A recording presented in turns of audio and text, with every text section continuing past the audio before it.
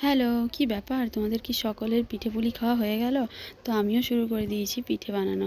তো এই দেখো, এটা আগের দিনে আমি নারকেল, দুধ, তারপরে গুড়, চিনি এর সব কিছু দিয়ে ভালো করে চাচিটা বানিয়ে রেখেছিলাম।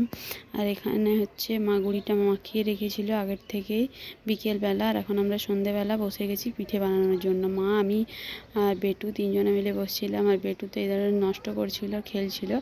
আর এখানে দেখো জলটা গরম হয়ে গেছে। আর এখন আমি পিঠেগুলো সব এক এক করে দিয়ে নিলাম। আর এই ফার্স্ট আমি পিঠে বানাচ্ছি আর কি। বিয়ের আগে তো মা ঠাম্মা এরাই বানাতো। আর বিয়ের পরে 2 বছর তো শাশুড়ি মা বানিয়েছেন। আর এবছর ফার্স্ট আমি মায়ের কাছে শিখে নিলাম কিভাবে পিঠে বানাতে হয়। তার জন্য মা দেখিয়ে দিচ্ছিলেন কিভাবে কি করব। আর আমি পিঠেটা বানালাম। আর এই দেখো পিঠেটা সেদ্ধ হয়ে গেছে। আর এখানে দেখো বাবা তিলকুট নিয়ে এলেন। তো এটা আমরা কালকে খাবো, কাল মকর ডুব দিয়ে খেতে হয়। আর এটাও তিলকুটের মতনই কিছু একটা জিনিস। আর এই দেখো পিঠে তৈরি।